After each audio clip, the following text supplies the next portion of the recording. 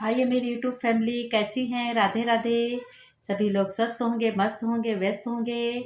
आप सभी लोगों का मधु देवी ब्लॉग में आपका स्वागत है। और प्रबोधनी शुक्ल पक्ष की एकादशी सुनिए। एकादशी व्रत कथा में आप सभी लोगों का स्वागत है। कहते हैं शुक्ल पक्ष की एकादशी का नाम अधिक मास शुक्ल पद्मनी एकादशी, इसको पद्मनी एकादशी कहते हैं। तो आज पद्मनी एकादशी अगहन की शुक्ल पक्ष पद्मनी एकादशी में आप सभी लोगों का स्वागत है। आइए, सभी लोगों का स्वागत है तो सभी लोग प्रेम से बोलो राधे कृष्ण की जय, राधे कृष्ण की जय। सभी का स्वागत है। तो सभी लोग सुनिए अधिक मास शुक्ल पक्ष एकादशी की कथा। युधिष्ठिर बोलते हैं, कहते हैं, हे जनार्दन, मल मास के शुक्ल पक्ष में कौन सी एकादशी होती है, उसका नाम क्या है और क्या विधि है? सो मुझसे बताइए श्री कृष्ण जी। जो श्री कृष्ण बोले, देखो युधिष्ठिर, मल मास में पद्मनी नाम की पवित्र एकादशी होती है, जो बहुत पवित्र एकादशी होती है। यत्न पूर्वक उसका उपवास करने से वह पद नाम के पुर को पहुंचा देती है। पद नाम माने ऊंचे, बहुत उसका ऊंचा नाम होता है, पहुंचा देती है। लेकिन इसकी एकादशी पवित्र और पापों को दूर करने वाली कही गई है। उसका फल ब्रह्मा जी भी नहीं कर सकते।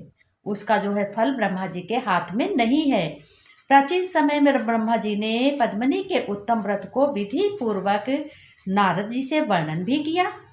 ये पापों को नाश करने वाला और भक्ति मुक्ति से को देने वाला व्रत है।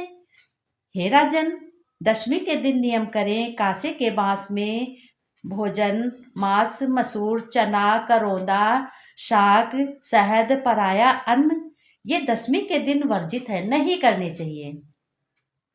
और अन्न भोजन करें, खारी नमक नहीं खाना चाहिए। दशमी के दिन भूमि शय पर शयन करें और ब्रह्मचर्य से रहें। ये किसका लिए है? ये जो 12 मास रहते हैं एकादशी का व्रत, जो निश्चय से रहते हैं, प्रण करके रहते हैं, संकल्प करके रहते हैं कि मैं 12 एकादशी सालों साल एकादशी का व्रत रहूँगा। तो फिर सुनते हैं, एकादशी के दिन सवेरे उठकर गोबर, मिट्टी, तिल, कुश लेकर पवित्र होकर आंवले का चूर्ण शरीर में लगाकर विधि पूर्वक स्नान करें। इस मंत्र को पढ़ें। 100 भुजा वो श्री कृष्ण रूपी बारह ने तुमको धारण किया है। हे मुक्ति के तुम, कश्यप जी से अभिमंत्रित की हुई ब्रह्मा जी से दी हुई हो, मैंने सिर और नेत्रों में तुमको लगाया है। मेरे अंग को पवित्र करो। हे देवताओं के देवता, हे शंख चक्र गदा धारण करने वाले, हे जगन्नाथ, हे विष्णु, तुम मुझको तीर्थ में स्नान करने की आज्ञा दीजिए। यानी स्नान करने के पहले हमको ये संकल्प करना चाहिए। वरुण के मंत्रों को जप कर गंगा आदि तीर्थों पर जाना चाहिए और जल से स्नान करना चाहिए। फिर अपने वस्त्र पहनकर विधि पूर्वक संध्या के समय में देवी देवताओं का पूजन करना चाहिए। विधि पूर्वक पूजन करने के बाद में अपने पितरों को भी तर्पण करना चाहिए। तो पितरों को भी तर्पण करना चाहिए। एक मास में स्वर्ण की बनाई हुई राधा कृष्ण की मूर्ति तथा महादेव पार्वती की विधि पूर्वक पूजा करनी चाहिए। कलश के ऊपर तांबे अथवा मिट्टी के पात्र में उत्तम वस्त्र रखकर सुगंधित करके देवताओं को क्या करना चाहिए? स्थापित करना चाहिए। उसके ऊपर तांबे, चांदी, स्वर्ण का पात्र रखें, उसमें मूर्ति का रखकर विधि पूर्वक पूजन करें। सुंदर जल, गंध, पुष्प, अगर अगर और बत्ती से सभी से पूजन करें। कस्तूरी, कुंभ, श्वेत कमल, धूप, दीप और कपूर से आरती करें। केशव और शिव का पूजन करें। इस दिन केशव और शिव का पूजन करें। अगर किसी के घर में नहीं मूर्ति है तो अपने मन में अपना भाव बना लें, हे केशव, हे शिव, मैं आपका पूजन कर रहा हूँ या कर रही हूँ। ब्राह्मण और गुरु की निंदा कभी ना करें। वैष्णव को संग लेकर ठाकुर जी के सामने कथा सुने। वैष्णव माने कन्या लेकर। मल मास के शुक्ल पक्ष की एकादशी में पानी ना पिए अथवा इस व्रत में जलपान और दूध पीकर रहना चाहिए। अन्न नहीं खाना चाहिए, कुछ नहीं खाना चाहिए। रात में कीर्तन और बाजे के साथ जागरण भी करना चाहिए। तो प्रथम गोला रखकर अर्घ देना चाहिए और श्री फल के तीसरे में बिजोरे के चौथे चौथे प्रहर सुपारी से अर्थ देना चाहिए। नारंगी से पूजन करना उचित है। पहर में जागरण करना चाहिए। दूसरे वाजपेय का तीसरे प्रहर में, अश्वमेघ का चौथा प्रहर में सूर्य का फल मिलता है। यहाँ मैं एक सुंदर कथा तुमसे सुना रही हूँ, तो सभी लोग भक्त ध्यान से सुनेंगे इस कथा को। देखो, कार्तिक वीर के द्वारा जेल में कैद हुए रावण को पुलस्त्य मुनि ने राजा से कहकर क्या किया? छुड़ा दिया। इस आश्चर्य को सुनकर नारद जी पुलस्त्य मुनि से पूछने लगे। उन्होंने कहा कि इंद्र समेत सब देवता जिस रावण ने जीत लिए, उस रावण को कार्तवीर ने कैसे जीत लिया, मुझे बताओ।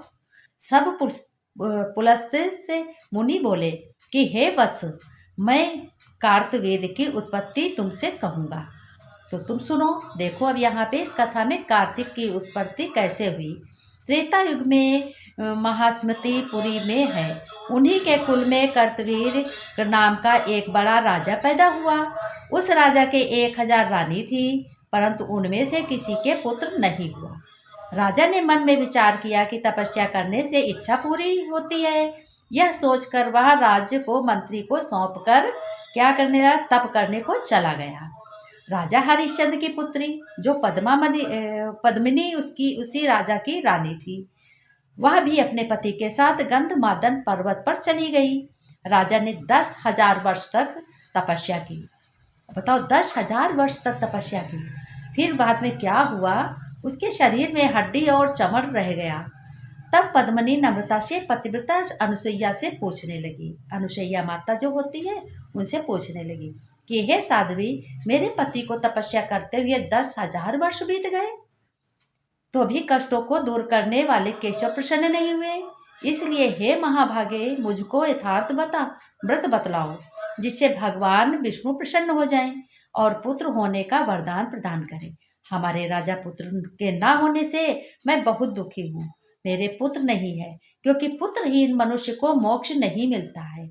अतः ऐसा व्रत बताइए जिससे श्रेष्ठ चक्रवर्ती पुत्र पैदा हो। पद्मिनी रानी की बात सुनकर पतिव्रता अनुसुईया माता बहुत प्रसन्न होकर बोली, कहने लगी, हे मलमास सुभ्रभ, हे बहन, मलमास 12 महीनों में अधिक श्रेष्ठ होता है। ये 32 महीनों में आता है। इसमें परमा और पद्मिनी नाम की 2 एकादशी होती हैं। उनका व्रत करके विधि पूर्वक जागरण तुम्हें करना चाहिए। करने से पुत्र देने वाले भगवान शीघ्र प्रसन्न होंगे।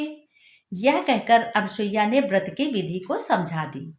उसे सुनकर पुत्र होने की कामना से सब विधि को किया। व्रत पूर्ण होने पर केशव भगवान शीघ्र प्रसन्न हो गए। गरुड़ध्वज भगवान बोले कि हे सुंदरी, वर मांगो, मैं आपसे बहुत प्रसन्न हूँ।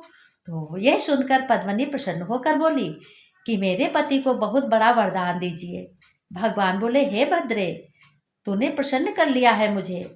जैसे मलमास तुझे प्यारा वैसा दूसरा नहीं है। उसमें एकादशी मुझको विशेष प्रिय है। भगवान को मलमास में जो ये अगहन में एकादशी पड़ती है, वो बहुत प्रिय है। हे सुंदरी, तूने विधि पूर्वक एकादशी का व्रत किया है, इसमें मैं तुम पर प्रसन्न हूँ, बहुत प्रसन्न हूँ। तुम्हारे पति को मैं इच्छा अनुसार वर दूंगा। ये कहकर संसार के दुख हरने वाले राजा से बोले, हे राजेंद्र, अपनी इच्छा अनुसार वर मांग लो। रानी ने तुम्हारी कामना सिद्ध होने के लिए मुझे प्रसन्न कर दिया है। और विष्णु का वचन सुनकर राजा प्रसन्न हो गया। जिसको सब लोग नमस्कार करें, ऐसा बड़ी भुजाओं वाला पुत्र मांगा। राजा के ऐसा कहने पर बहुत अच्छा कहकर भगवान अंतर ध्यान हो गए। वो वरदान देकर अंतर ध्यान हो गए। राजा भी रानी समेत हष्ट पुष्ट और प्रसन्न हो अपने नगर में आ गया। पद्मिनी को बड़ा बलवान कीर्तवान नामक पुत्र हुआ। उसके समान त्रिलोकी में कोई मनुष्य नहीं था। अब देखो कितना प्रसन्न हो गए विष्णु भगवान, उन्होंने ऐसा पुत्र दे दिया। इसी से दशकंधर रावण को उसने युद्ध में हरा दिया। चक्रपाणि गदाधर भगवान के सिवा त्रिलोकी में उसको जीतने के लिए कोई समर्थ नहीं था।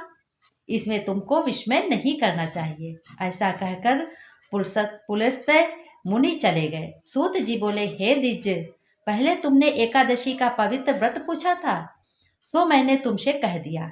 जो मनुष्य इसकी इस विधि को सुनेंगे वे पुण्य के भागी होंगे और वैकुंठ को जाएंगे। इस कथा को सुने और सुनाने वालों को भी बहुत फल प्राप्त होता है। पति भी प्रसन्न होता है, पत्नी भी प्रसन्न होती है और पुत्र भी बहुत ही बलिष्ठ होता है। इसलिए भगवान विष्णु विधि पूर्वक पूजा करने से इस एकादशी को प्रसन्न हो जाते हैं और प्रसन्न होकर कितना सुंदर वर देते हैं। तो आज ये एकादशी है। एकादशी मैं व्रत कथा बता रही हूँ कि इस एकादशी को नहीं अगर शक्ति है, नहीं व्रत करने का है, तो आप सुबह उठकर पूजा करके और एकादशी की कथा पढ़ें, कथा को सुने, विधि पूर्वक पूजा करें, उसके बाद में नमस्कार करें, उसके बाद में भले ही आप भोजन कर सकती हैं, लेकिन चावल बिल्कुल नहीं खाएंगी। इसलिए इस एकादशी का बहुत महत्व है। जितनी ये एकादशी है पूरे साल की, जब ये लास्ट की 2 एकादशी है, इसमें बहुत बड़ा महत्व है, बहुत पुण्यदायक है। जो नहीं कर पाता है 12 मास में, तो एक ये जो एकादशी चाहे वो रह सकता है। अगर ये एकादशी सबको प्रसन्न है, तो इस एकादशी को भी व्रत रह सकते हैं। तो इसलिए सभी को कथा ये जरूर सुननी है और सुनने के बाद में सभी को इसी व्रत के हिसाब से, इसी कथा के हिसाब से अपना भाग्य बनाना है और घर गृहस्थ में रह कर के धन और सुख संपत्ति सबसे हमें क्या करना है, भरपूर रहना है और सभी को भरपूर बनाना है।